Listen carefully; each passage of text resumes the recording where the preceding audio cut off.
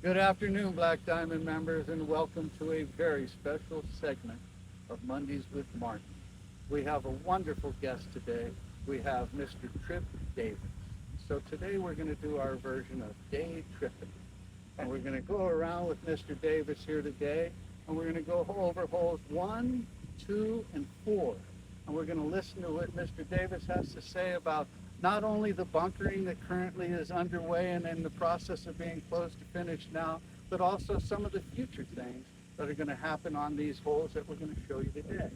And Trip, we're here on number 1. We're up here where a lot of the drives are going to come. And prior to our show here, you had said how you're going to maybe take some of the slope out of this and make this a little bit more friendly for drive, and then move the bunker up some 25 to 30 yards to the crest of the hill. Maybe you could share with us, your thoughts. Basically what we're doing is we're widening the margins for error in the areas where the average players are hitting it, and then tightening the margins for error where your longer players are hitting it. And so that's part of what we've done here in pushing that bunker down and taking these two out. And then the other thing we're going to do a little bit of is soften the ridge line in the middle of the fairway so that the balls that are coming down here have a little bit less of a left to right kick, which can throw the ball over to the far right. And then also because of the way it's built, it can hang the ball up on the left a little too much. And so we're softening this slope a little bit so you're going to see more balls that can end up at this area. This is really the garden spot just short of the bunker. And this is where you really want to hit the ball. If you get past this bunker, from whatever tee you're playing from, if you're a long enough player to get it past this bunker, you're taking on a little bit of risk. For the average player, the player that has a job and comes out on the weekend or comes out in the afternoon, they can hit a good drive. In years past, they hit a nice drive. They really be in a bunker that was really difficult to play out to what it already is a challenging green. And by eliminating that and creating this, it's much better for a player experience for the average player for sure. But let's take a walk down to this bunker a little bit, because you bring up also, it's a championship golf course, and from the championship tees, it's going to be well over 7,000 yards. So for a good player who is long, who's trying to hit it not just down on this tier, but even try to feed it down there, you've very, very astutely placed a very good bunker here right at the crest of this hill. So if you happen to catch the slope and you don't catch it in just the right way, this bunker is going to end up catching, which wouldn't be a bad tee shot, but it serves as a challenge if you're really going to take on this bottom part of the hill. So this is one of the things that you'll see us do here and other places is in moving this bunker down, we also kind of move it more into the line of play. So it becomes a little bit more of a distance control challenge, whereas these bunkers on the left are more lateral challenge. Right, yes. And you'll hear say the same thing on two. And so whenever you get a better player having to think both about line and distance control, it makes it more thought-provoking for them. Your better players, as you all know, tagging for some of the best in the world, a lot of times their thought is take the trouble out of play. Correct. If it makes sense, if it's reasonable. And this hole is certainly that way, to where what you're going to end up doing is taking driver out of the hand of some of the longer players, because they'll say, well, I can hit 3-wood down into here and not bring the bunker into play and still position myself well to have an approach shot into the green. And so that's a subtle way in which we make the golf course more balanced. And at the same time, we've widened the margins for the average player. The ladies, the seniors, and then your normal players that are playing the middle tee. And so most of them can't get it this far. And so this is largely out of play for them, but it's opened up their ability to slightly miss one left. And then because of what we're doing in the fairway here, it's going to widen the effective playing corridor of the fairway, because you'll have less balls moving hard left to right. Let's take a walk down and look at some of the work you've done here on number 1. This second shot plays, I'm going to say about 8-9 yards downhill, say. Yeah. And so now we're hitting downhill to this number 1 green, and what you've done over with this bunker on the right side is expanded it somewhat, but at the same time made it way more player friendly, way more fitting to the topography and the pitch of the green. So the pitch of the green and the bunker pitch seems to be very close to each other. Can you kind of explain how you're able to do that and the benefits that it brings to someone if they happen to hit it in the bunker? So there's, with this bunker in particular, I mean, obviously when you get over this hill, everything kind of wants to feed a little bit left to right, which is pushing you over here. So when we brought this bunker in just a few feet more to the left here, what we've done is created a setup option to where if you do drive it way down into here, we've got a handful of pins over there on that right side that make that bunker more impactful in distance control. But at the same time, what we'll do when we're finished shaping the front of this green is we'll make sure that approach is very player friendly, that you can land the ball short. Right now, the ridge line that comes off the front of the green runs left. When we're done with that ridge line, it'll run more towards us. So it'll help a ball move more this way into the green. Right. And so that's going to be one of the subtle things that we'll do next year, Martin, is really get these fairways such that they are fitting balls to move along the ground. Keeping in mind that the better players still play the ball pretty much through the air. And off the tee here, we really want them to have to think a little bit more about the way the ball moves on the ground. And so off the tee here, in order to get to a better angle for that pin, if they want to drive it down here, you got to bring that bunker more into play. Exactly. And so the subtle thing that we're going to do here next summer is just minor reshaping. A lot of it is to improve drainage, get good surface drainage, but some of it's going to be strategic as well. Well, let's take a walk down to the green side bunker on one here, and we'll get down finally to the end of this hole. One of the things that we're trying to do to get these bunkers to fit into the ground better, a lot of it, Martin, is just stripping away extracurricular shaping that was done. Some of the mounting and some of the things that are a little more artificial. We're trying to tie the bunker into the ground so that when you're standing back there, it looks like it's a seamless part of the landscape. That's part of what we're doing. The other thing that we're doing, you can see really well here, in that if you want to walk in and out of these bunkers, and I've got bad knees, so it's a good test for me, is it's real easy to walk in and out of these bunkers and get to about any spot without having to go too far. We generally have a rule of thumb that if you have to walk more than about 30-35 feet to get to your ball from a good spot to walk in and out, you're probably not going to do a good job raking coming out. So that's part of what we're thinking. And then the other thing that we're thinking of too is that once the ball gets into the bunker, we want it to pretty soon start to hit an upslope. Right. And so that the players, instead of having this lie, has got a little bit more of that lie, which helps the ball get up and out. Well, it's unbelievable the beauty and how all of the bunkers have come out. This one on number one in particular, though, it's really nice. The first hole of the day when you come out and play on the ranch, your second shot hitting from the uphill down to this green. It's really, really beautiful. And now that we're down here, you can see if you hit it in this bunker, the old bunker was lower and its pitch was much steeper. And what you were able to do is come in and reestablish the ground and reestablish the pitch of the bunker in itself. And so now when you stand in here, you really are, this is a bunker shot, as Tripp just said, you're not like this, and really you're not too much like that. You're really in here where you can get a really good stance, you can get a really good position, and then you have a good shot to a nice level green that's the same pitch as the bunker. It's again, like Mr. Davis has mentioned, there are subtle things that we as members through these videos and through seeing the whole process are going to know, but when you bring guests to play, they're really going to be pretty much oblivious to it, but their experience is going to be so much better, yet they can't really put their finger on why. That's one of the things I always talk about with my guys is pay attention to these little details. They may not seem like they're important, and most 99% of the players are not going to recognize them, but they'll feel them. Right. And it's that, and that's what improves the experience. Is there's those little things that help, from a fairway that doesn't kick quite as hard to a bunker that sits into the ground and flows with the green a little better. Those are those little feel things that is going to help the experience. Well, listen, this was hole one of the ranch.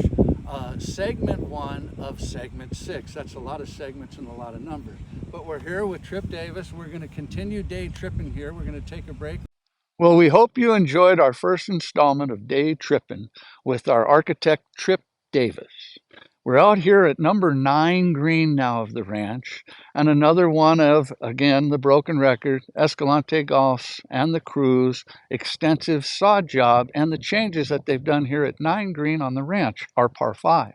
As you members remember, there used to be a tree up here, which, like me, is getting old, weathered, and really was on the backside of life, and so it ended up needing to lose its life.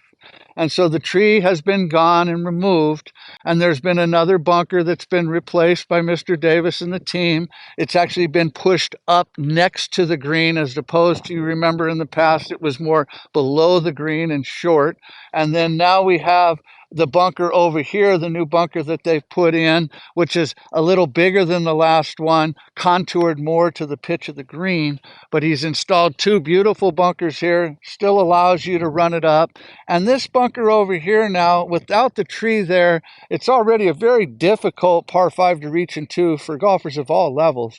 But it really does allow you now a fair shot into the green, where the tree was repelling the ball a number of times, as everybody well knows, even if you were hitting third shots to a left pin. And you'll be able to see by the overhead shots that they've really put probably a half acre of sod comfortably in and around this green to really frame in these 2 new beautiful bunkers that Trip Davis has put in, and to encompass the green that you now see with its new bright green color in about a month is going to be good. So now what we're going to do is we're going to move over, and as promised, we're going to give you an overhead aerial shot of the back 9 of our crown jewel, the Quarry. And I'm excited, after you see that, we have some news. And so stick around close, and after the aerial view of the Quarry, we'll be back and we'll close things up. Okay, let's take a trip down one of the nicest 9 holes in our country. It's called the back 9 of the Quarry Golf Course here at Black Diamond Ranch. We're now taking you down the 5th fairway, a par 4 of 471 yards from the championship tee, about 290 yards at the bottom of the hill. It swings over here to the right. You can just see the beautifully striped fairways leading you up to a green that runs slightly horizontal as it faces the fairway. Just an outstanding hole, number 10. Move on over to number 11 here, which is a par 4, 435 yards. Little slight dogleg right, framed in wonderfully on the left side by 3 beautiful fairway bunkers. After a nice tee shot down the middle of the green, you're faced with about a 3 or 4 yard uphill shot to, again, as you can see, a green that runs with a somewhat horizontal pitch away from the line of the fairways. One of the unique design features of this hole and many at Black Diamond. We move over here to number 12, another stellar par 4 of a roughly 435 yards. Second shot plays slightly downhill, but the fairway is beautifully framed in on the right side by 3 gorgeous, beautiful sand white bunkers, as you can see.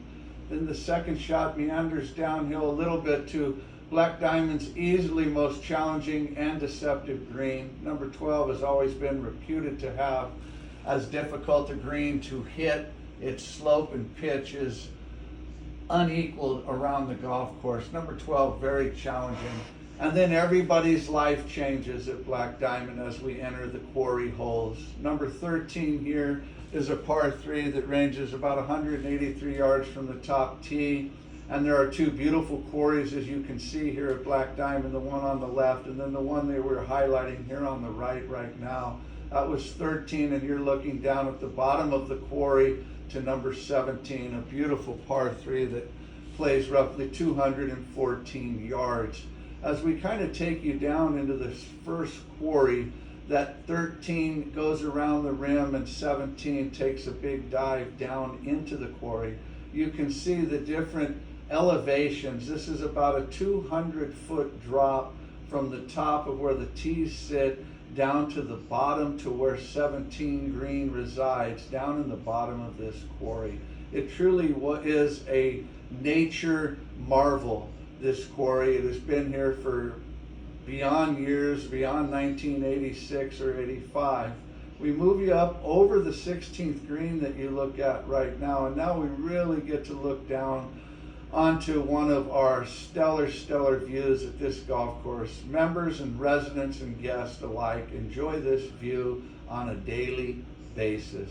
This is the other quarry that encompasses 14, 15, and 16. Here we go. This is number 14, a dogleg left of 529 yards, reachable depending on how brave you feel in taking off how much of that quarry that you're looking at. Not a big future left, as you can see, unless you like to rappel. You go down the fairway here, that's a reachable bunker on the right, but after a good tee shot, if you've taken off enough of the quarry to make you feel like you've been brave, you could have a chance to hit this green in two. Everything works from the right down to the left as you come down to the green, as you can see, that just rides the quarry's edge. You continue to ride along the edge and come on up, and you see what is Black Diamond's signature hole, number 15, a 500-yard par 4 that plays about 30 yards downhill. As we come down off the tee here, you see how beautifully the fairway is framed in with the bunkering on the left. We take you down the water's edge just to give you a little example of the beauty and the topography of the terrain here on number 15. We go on up green side where you can see the greens that have been freshly seeded with its rye stands out just gorgeous. We come up to number 16, another dynamic par 4 that stretches around the left side of the quarry, easily the most challenging par 4 on the golf course. 445 yards of absolute brutal test. A good drive leaves you a second shot that you must go over the quarry to some extent to get to. A very difficult hole. And then of course we bring you to number 18, our dogleg left uphill 505-yard par 5. After a very good drive, you're faced with a second shot to either try to go over trees to reach the green, or those two bunkers that you see in the middle there that bisect the first fairway and the second fairway where we lay up to. Once you've laid up into this area for your second shot, you're faced with a shot of roughly about 80 to 100 yards to a very challenging green. Welcome back. Hopefully you enjoyed the 3-installment segment of Mondays with Martin here, going over the aerial views of the beautiful quarry that we have here, also the update on number 9 over at the ranch, and then what's going on with Trip Davis in the first installment, and we'll have installment 2 in the following week. Really excited to give you some additional good news. Next week, we're going to have another special guest from the professional golf world. Keep everybody in suspense, so I'm not going to let you know who, but he's a very popular name, very well known, and I think you're going to enjoy the time that he's willing to give us in our next segment. I really enjoy bringing you all the good news that's happening here at Black Diamond. As you saw from all the drone footage, the quarry course is looking gorgeous. It's lush. The fairways are cut and striped, and the greens are running close to 13. Unfortunately, all the news is not positive, though, this particular time. Mike Pierce, who people, as you know, is our head agronomist. He's really in charge of all the golf courses and everything that's going on here. I've had reports of members riding down the fairways on the ranch. I know you're going to find this hard to fathom, but actually somebody was even hitting shots over on the ranch. And, you know, it's something that is somewhat disturbing, certainly to Mike, but to me and anybody else. The golf course really needs to be stayed off completely. No cart traffic, no traffic at all. The golf course has been completely seeded. It's getting watered every day continuously. The crew is out there, Mike himself, working 10, 12 hours a day. So please, we strongly encourage you to stay off the cart path, not try to go see what's happening. It is grass growing, it is seed growing, and let's give our course the best chance that we can to have it blossom like we would. Additionally, on the quarry for at least another week, if not two, it's going to be roughs only. And roughs only mean the rough that the cart path is on. There is no driving over, playing out of the rough, and driving back. Whichever side the rough is on of the path, if we could please leave the carts there, that will also help to keep the quarry in the kind of condition that we're looking to keep it in and keep the facility up to the level that we want to keep it. The Highlands is getting overseeded right now, so things at Black Diamond are going very, very well, coming along nicely. Everybody can feel great about how our season's going to be this winter at Black Diamond. I can't wait to see you next week with my special guest. Everybody have a great week, and we'll see you next Monday.